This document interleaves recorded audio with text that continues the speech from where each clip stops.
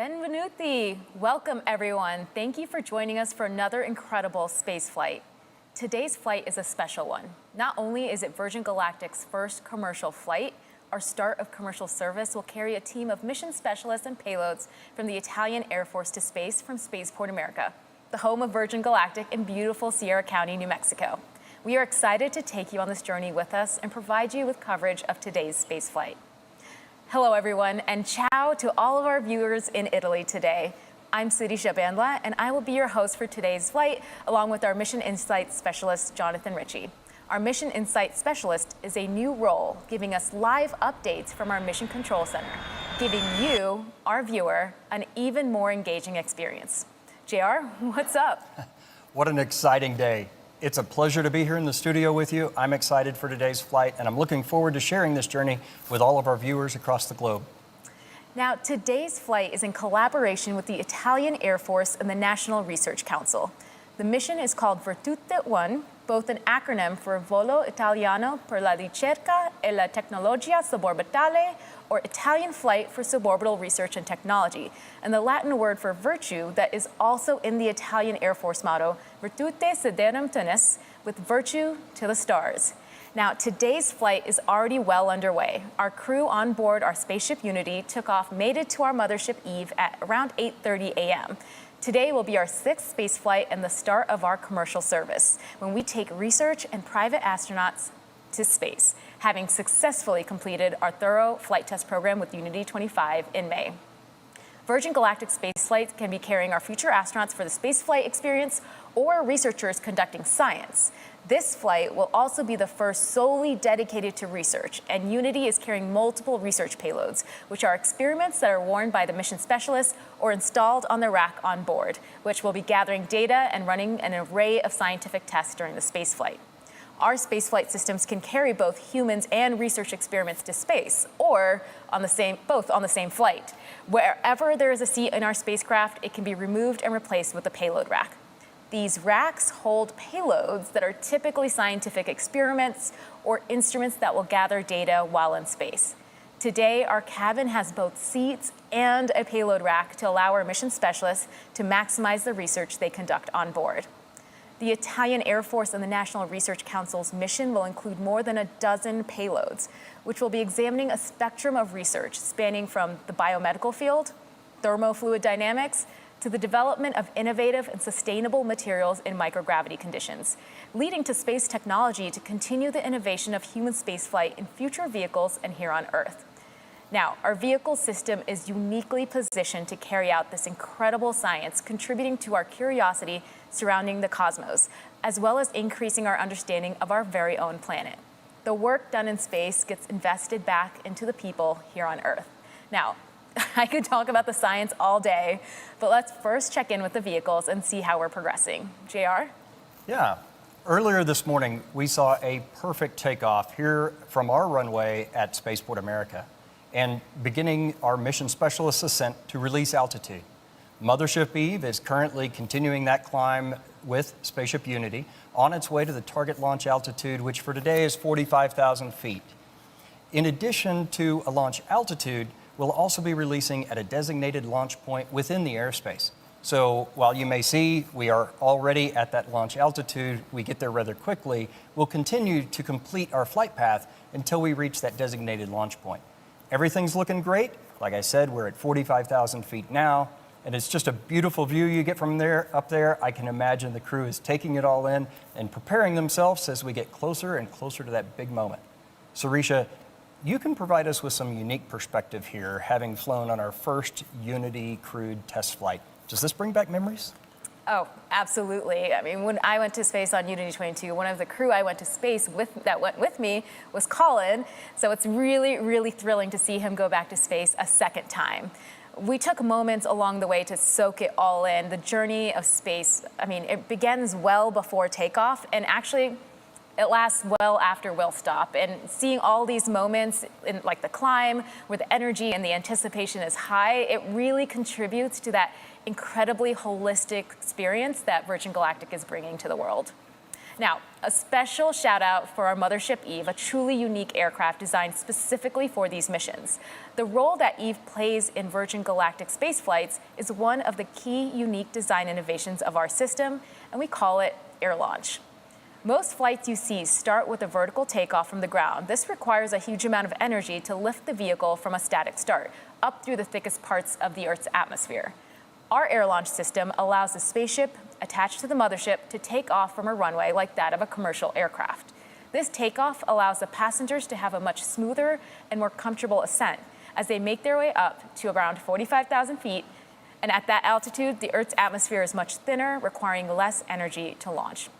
At our designated launch point, our mothership releases the spaceship, the rocket motor ignites, and our crew begin their rapid and exciting ascent towards space. Now, speaking of the crew, let's see who's on board today's flight. Our pilots at Virgin Galactic don't just fly the vehicles, they're deeply embedded in every decision we make surrounding their development. Having our pilots ingrained into every facet of our vehicle operations allows us to get a dual perspective. They work alongside our engineering teams on a daily basis to ensure that we're able to optimize our vehicles' performance, combining the learnings they get from flying them with our knowledge and data on the ground, providing the unique insight that helps us continually progress and enhance our vehicle operation. And today, we have a few familiar faces and, of course, some new ones too. Let's begin with the folks who are supporting today's flight in the chase plane, giving us visuals on the spaceflight system while airborne. In the chase plane, we've got Dan Alex, who has completed over 2,600 hours of flying, logging most of his time in F-16s and F-35s. In Mothership Eve today, we have Jamil Janjua, who's completed over 4,000 flying hours in more than 48 different vehicles throughout his career that spans over 20 years in the Royal Canadian Air Force. Jamil is joined by Kelly Latimer, who has logged more than 6,700 hours in her 32-year flying career. The crew of the spaceship have a unique structure for CRM, or Crew Resource Management. The left seat pilot is the commander, and the right seater is referred to as the pilot. But the commander and the pilot have specific actions that they perform in the execution of a spaceflight. Crew Resource Management improves safety in operations by emphasizing effective communication, teamwork, and decision-making among the crew members, leading to enhanced situational awareness and the prevention of errors. So Commander of Spaceship Unity today is astronaut Mike Masucci, who recently passed more than 10,000 hours of logged flight in a career that has put him in the cockpit of more than 80 different types of aircraft, including the U-2 and, of course, our very own Spaceship Unity.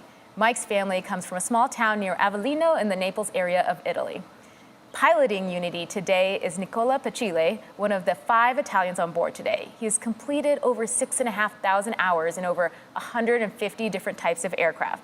Pacile serves for 20 years in the Italian Air Force, initially as a fighter pilot and later as an experimental test pilot. Nicola was born in Udine in the region of Friuli in northeast Italy. As you can see, our passengers today will be flown into space by some of the most accomplished and experienced pilots in the world. Now, joining our mission specialist in the cabin is our astronaut instructor and fellow Unity 22 crewmate, Colin Bennett. In his role, as this is our first dedicated research mission, he'll be calling out cabin instructions and mission phases while evaluating to continually improve our customers' experience. And of course, joining Colin in the cabin of Spaceship Unity today are incredible 3 mission specialists. First, we have Walter Villadei of the Italian Air Force, commander of the Virtute 1 mission. Colonel Villadei is a space engineer and cosmonaut that will be serving as today's mission lead. His role will be to tend to the rack-mounted payloads during the weightlessness portion of today's flight. He will also be wearing cutting-edge smart suit that will measure his biometric data and his physiological responses. Next up, we have Angelo Landolfi, who is a physician for the Italian Air Force. Lieutenant Colonel Landolfi will be conducting tests that measure cognitive performance in microgravity. He will also be activating syringe payloads from his seat that will investigate how certain liquids and solids mix in microgravity. Our third mission specialist is Pantaleone Carlucci, who is an aerospace engineer and researcher for the National Research Council. Carlucci will be wearing sensors that examine heart rate, brain function, and other human performance metrics in microgravity, and will also be conducting these experiments from his seat. All 3 are contributing to exciting research and technology development with unique experiments. Once cleared to unstrap, 2 mission specialists will likely stay seated to conduct their work, while Walter will be unstrapped, tending to experiments in the back. Now, JR, let's take a break and get an update from our crew who's on Eve and Unity. Certainly. So, Sarisha, I've just heard from our MCC that the L-10 checks have been accomplished and complete. We are about 8.5 minutes right now away from release. Now, if you're just joining us, L-10 means we're approximately 10 minutes out from the moment Mothership Eve releases spaceship Unity, and this is based on the estimated time of arrival to the release point. So again, as JR said, timing may vary a little, but as the closer we get to the release point, the more accurate the estimate becomes. Yeah. So up until L-10, Eve is in full mothership mode, carrying spaceship Unity to altitude and providing her with electrical power, system heat, cabin pressurization. And that includes conditioned air cooled on the ground in hot summer days like today and heated at high altitudes to keep our pilots and passengers comfortable. At L-10, Spaceship Unity switches to her own battery power for avionics, that's the electrical systems on board, and control systems, and performs a series of checks, electrical checks, feather system checks, flight control checks, and more. Unity and Eve have their own intercom, so the pilots in each vehicle are coordinating with one another during these checks. You know, what's exciting about Virgin Galactic's spaceflight system is that it's powered by truly innovative tech while it also being a piloted system, being flown by some of the best and most experienced pilots in the world. And that's one of the reasons why we're able to attract the incredible team that we have. They get to pilot a spacecraft that's arguably one of the most unique vehicles in the world. Thanks, JR. I mean, at Virgin Galactic, we believe in the power of curiosity. It is the driving force that compels us to wonder, to constantly ask questions, and to relentlessly seek the answers. Let's hear from some of the team about how curiosity is propelling the second space age. At Virgin Galactic, we believe in the power of curiosity.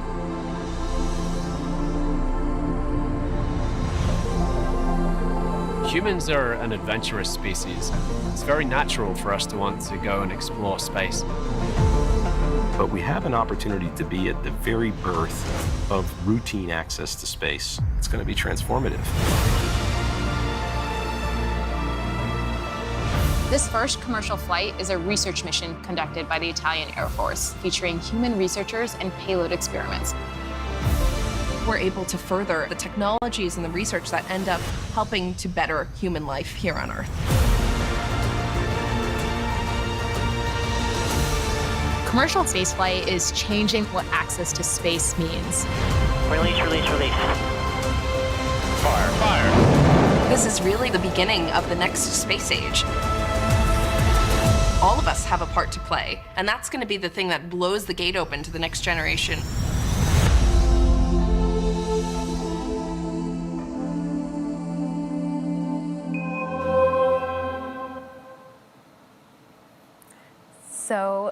So inspiring. I can't wait to see where our shared curiosity takes us next.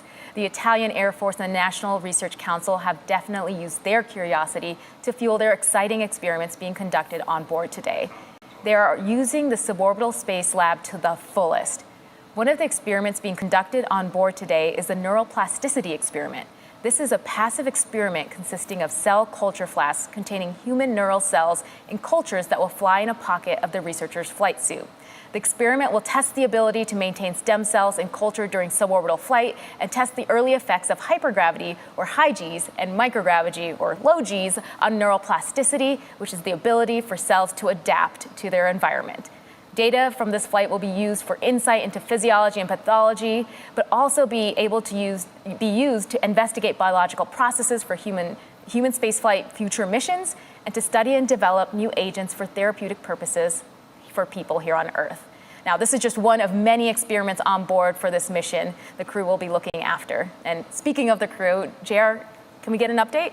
Yeah, so we're about 4 minutes out currently at this point, and the pilots are ensuring the spaceship is in the launch configuration after going through the various L-10 checks, confirming that all the settings are go for launch. This is also when Spaceship Unity will isolate the air supply from Eve and prime the rocket motor by opening the backup oxidizer valve. Once these actions are complete, the pilots will seek clearance from the MCC, that's shorthand for the Mission Control Center, for release. So MCC it consists of experts from various disciplines and departments across the company, and they're verifying checks with our crew every step of the way. I don't know about you all, but I can feel the anticipation building just watching the screen. I can only imagine what it would be like to be on board right now. It must be incredibly exciting. Exciting is definitely an understatement at this point. You're just anticipating the release. I can't imagine what the crew is feeling, and they're anticipating the release and really everything that happens afterwards. So maybe, JR, you could give us a quick overview of the profile? Yeah, after release, the crew lights the rocket motor, and Unity's trajectory to space begins in that horizontal release position before turning towards space, a maneuver we call the gamma turn. The rest of the rocket motor burn will occur in the vertical, and everything after release through the completion of the rocket motor burn is called boost. Boost is only one of multiple phases of flight that our unique system experiences. After boost is feather. Now, sometimes when we say feather, we mean the tails of the spaceship, and sometimes we're referring to moving these tails into what we call the feathered configuration. It can be confusing, but I'll try to be clear what I mean when I say feathered today. So, due to the law of conservation of momentum, feathering the vehicle, that's rotating the tails to 60 degrees, causes the cabin of Unity to start a backflip maneuver as it approaches our next phase, apogee. And this backflip is a key part of the experience because it maximizes the view of the Earth below. Our pilots use the RCS, that's a reaction control system, to hold the spaceship in that attitude. And then at the right time, the pilots will again use the RCS to continue that backflip all the way around. This prepares the vehicle for re-entry. In the feathered configuration, the vehicle presents a large area of the wing to the atmosphere, allowing our system to burn off energy while still high in the thin atmosphere. And then after re-entry, the feather is once again lowered and locked, turning Unity into a glider. It's in this configuration that the pilots will fly back to Spaceport America in what we refer to as the glide phase. You see, our system is capable of acting like a capsule when that's most beneficial, and acting like a glider when that's most beneficial. Now, MCC's in my ear, they're telling us we're 1 minute away from release.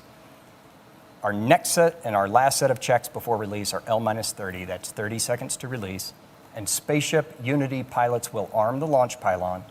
And once we get to that designated launch point, the mothership pilots will engage the release, setting Unity free. Meanwhile, the spaceship pilots will push forward on the stick all the way, preparing for a release. We're now approximately 20 seconds from release.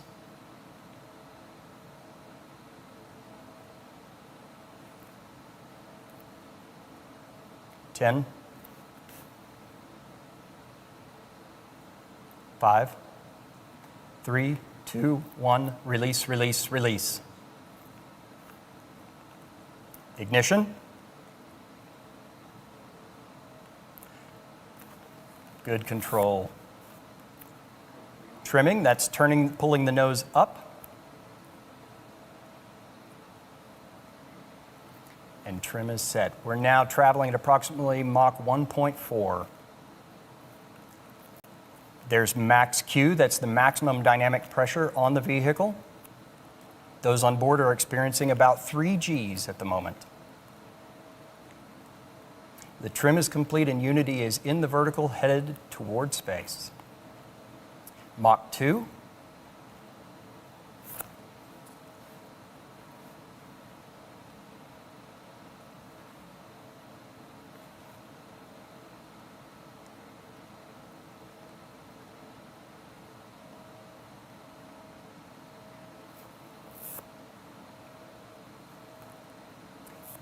Mach 2.8, rocket motor cutoff. Amazing. All right. Predicted apogee today is 275,000 feet. That's 84.3 kilometers. Incredible. Our mission specialists have been cleared to unstrap and enjoy the zero-G experience. This is amazing. What you're seeing is Colonel Villaday going to the back to tend to the payloads that are mounted on the rack. You can see Landolfi and Leo starting their experiments in their seat. and having, looks like, a great time, of course. Yep. The feather is moving, as you can see. Starting that backflip maneuver I spoke of, the feather is now fully up. Amazing. And viva la Italia! This is 100 years for the Italian Air Force. So happy centennial to the Air Force. This is absolutely incredible. And welcome to space, astronauts. How absolutely incredible. Benvenuto nello spazio. Congratulations to Walter, Angelo, and Leo on becoming astronauts today. And a special congratulations to our pilot, Nicola, for his first space flight. Welcome back to space, Mike and Colin. This is absolutely incredible. Wonderful. You can see I'm tripping over my words because I can see all the excitement here.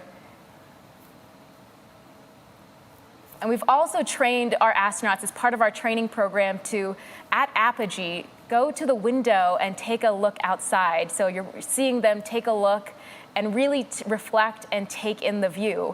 Because all of the science and all of the research that they're conducting on board is for that vehicle, for that planet that they're looking out on. It's really that science and research being invested back into this planet, and it's important for them to reflect and see where their hard work is going. Right. We have achieved apogee at 85.1 kilometers, or 279,000 feet. Incredible. The pilots are currently completing the backflip maneuver, orienting the vehicle for reentry. Now, just before 0.1 Gs, the pilots will give that return to seats call to the mission specialists. And our training team has worked this portion of the flight out so that it's very natural and intuitive for our passengers. You know, when we talk about space travel, a lot of people know and they expect the boost portion of flight to be loud and thrilling, and of course it is. But what's interesting is that the reentry is actually very similar. So as supersonic air flowing over our vehicle in the feathered configuration, shock waves form on top of the cabin, and those are audible to those inside. And for those of you on site here at Spaceport America watching from the ground, you should hear a double sonic boom as Spaceship Unity once again breaks the sound barrier. We're currently at Mach 2.5. Incredible. And just back to 1G as we begin re-entry. And those views are just absolutely amazing. Yes.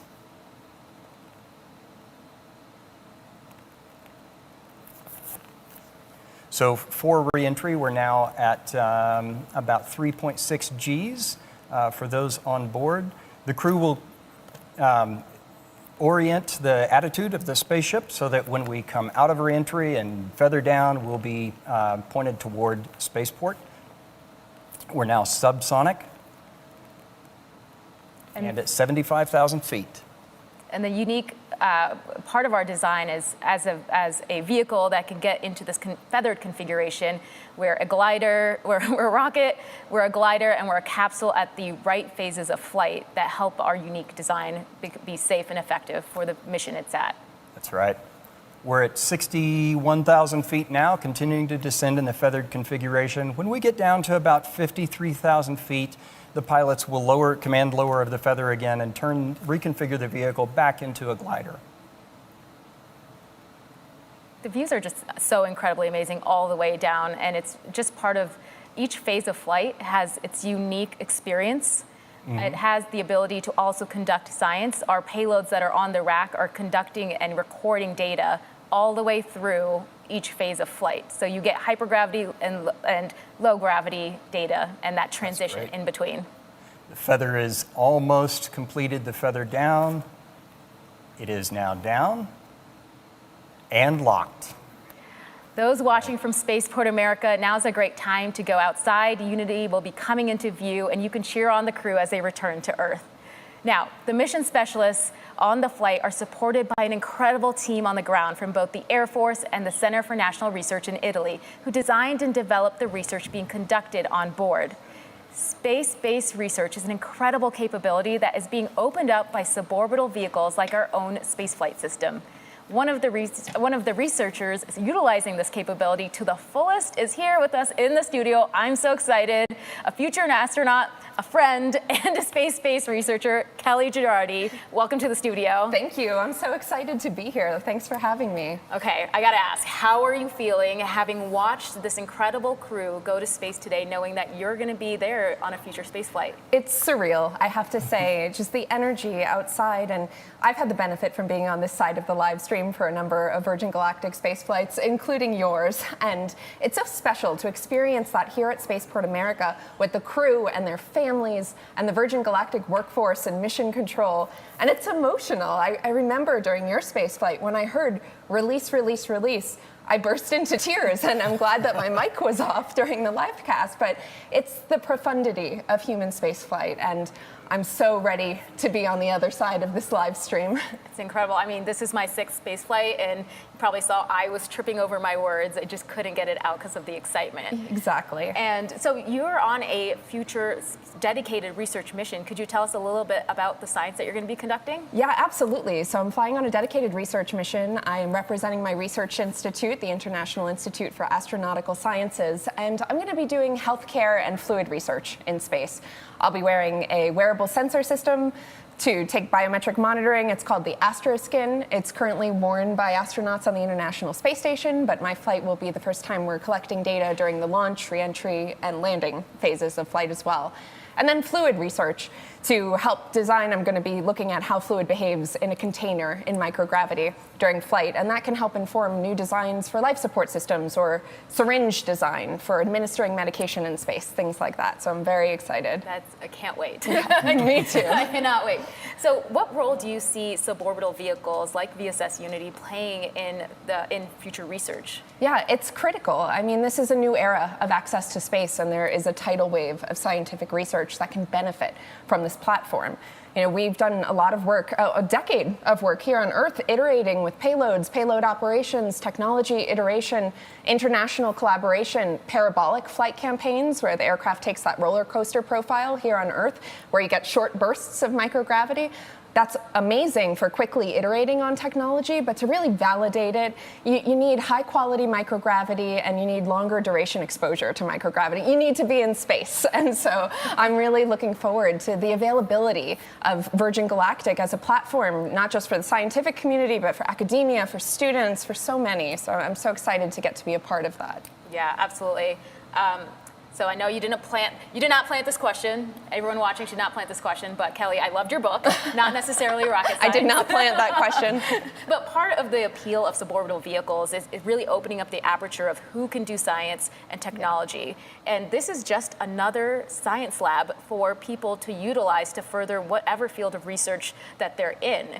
Can you talk about some of the other research fields that are utilizing these kinds of capabilities, maybe even at IAS? Yeah, absolutely. It's really multidisciplinary.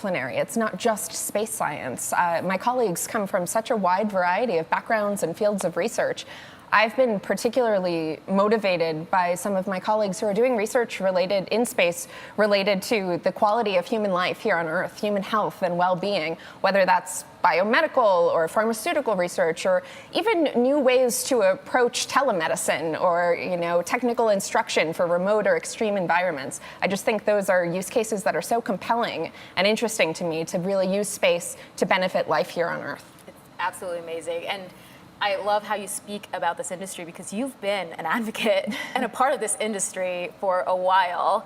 And can you talk about what drew you to the commercial space side? Yeah, absolutely. I have long been an evangelist for the commercial spaceflight industry, and I've really been inspired by it. I have a deeply rooted belief in the potential of this industry to open up access to space, to truly democratize access to space, certainly for science communities and for the research community like myself and the crew of Galactic 01. But also for civilians of all disciplines. I really do believe that the space age is a broader cultural movement and that our next giant leap will require the talents of artists, engineers, and everyone in between. Space is our shared past and our shared future, and that's why I wrote not necessarily rocket science.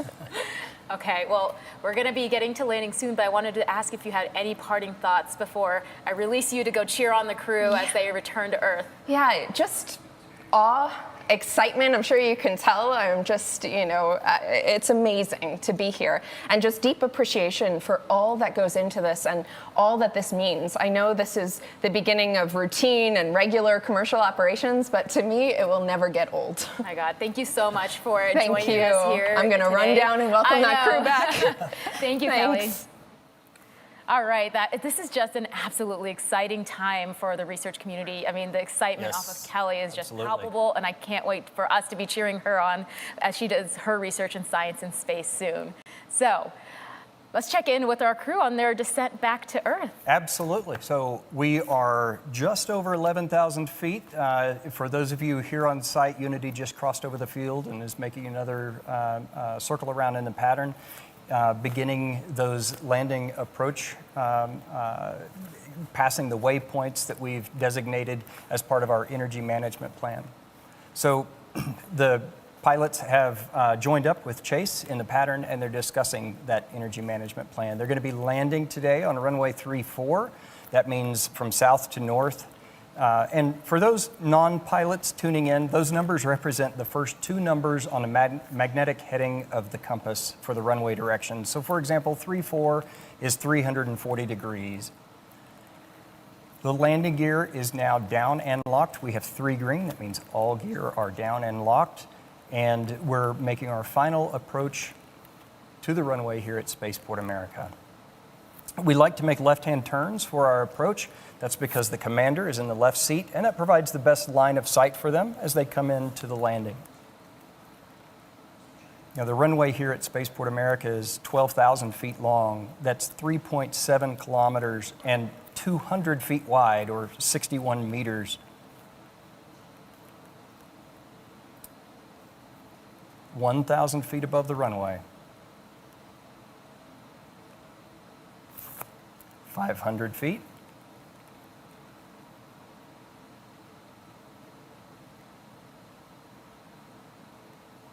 Over the threshold, that's the beginning of the runway.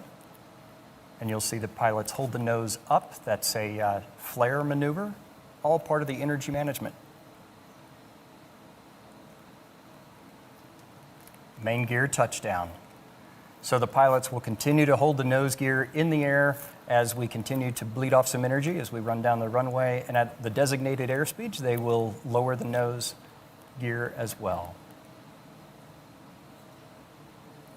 Nose gears down. Now, as our ground speed slows, when we reach a designated ground speed, the pilots will apply the brakes and bring the vehicle to a complete stop.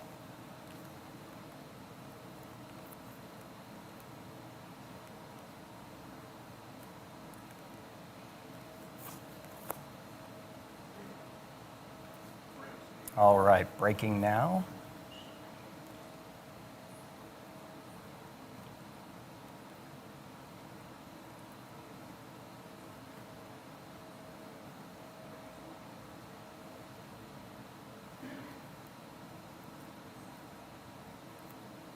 And there's wheel stop. Oh my goodness.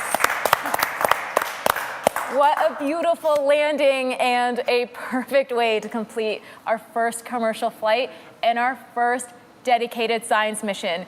Congratulations to everyone on board, our very own spaceship Unity, who returned to space today. We saw beautiful flying from our Eve crew, Jamil and Kelly, and brilliant work by our chase pilot, Dan Alex, all of whom are still in the air right now. Great job to you all. Now, we still have one more guest here in the studio with us, Italian Air Force Major General Maurizio Cantiello, who's the Defense Cooperation Attaché at the Embassy of Italy in Washington, D.C. Benvenuto, General. Thank you for being here. Thanks for hosting. Well, I just have to ask you, how are you feeling today after seeing that?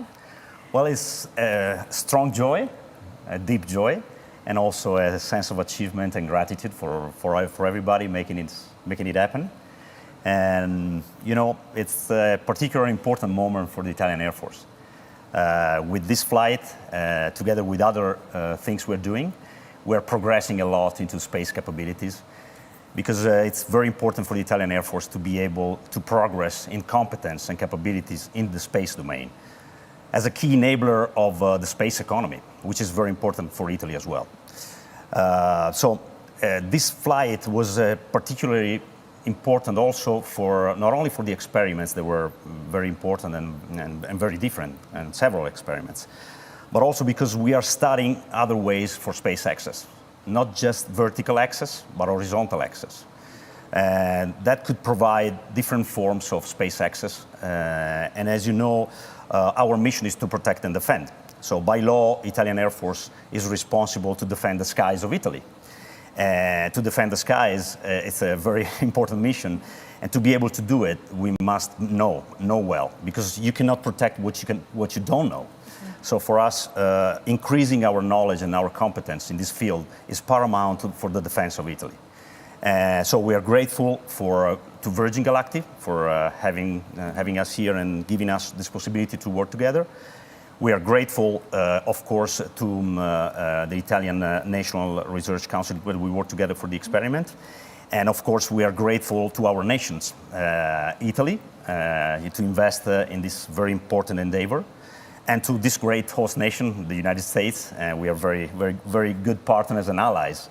Everything happening here has a profound significance for the bond, and the ties between the United States and Italy as well. That's absolutely incredible. Is there anything you want to say to the crew, to the teams on the ground, and also to just the people in Italy watching from their homes, cheering everybody on? Absolutely. I would like to express a deep gratitude. First of all, to God, to make it all happen. And, I was a little bit concerned, not for safety, but for the health of my friends, because they were all good friends. Not just the pilots, but the crew as well. So thanks for that. And also thanks to Virgin, thanks to the pilots, thanks to the team, the ground team, thanks to the specialists, and also, of course, thanks to our institution, our governmental institution. Because today we saw something which is very important. I call it like a sweet spot when you see commercial world, industry world, and then academia and the government institution. So it is very important when we work, these three areas works together. And when academia, the government, and the commercial world work in harmony and in unity, like today, miracle happens. And space too. Absolutely. Now, I know you're going to be out there ready to greet the mission specialists as they come out of the spaceship, so I don't want to keep you, but happy centennial to the Air Force. You've had 100 years, and there's going to be 100 more. Many of them hopefully spent in space. Yes. Thank you for joining us in the studio today. Thank you. Bye. Thank you. Incredible. Thank you to everyone on the ground here at Spaceport America who made this day possible. We cannot wait to hear about the experience from our mission specialists and to see the results of the experiments conducted on board. We will be continuing the celebration here as we await the arrival of all the other vehicles. Wherever you are on planet Earth, we thank you for watching. We'd love for you to join one of our upcoming future missions. Please join in on the celebration via social or head over to our website to learn more about this mission and how you can embark on your own journey to space. Ciao. Ciao.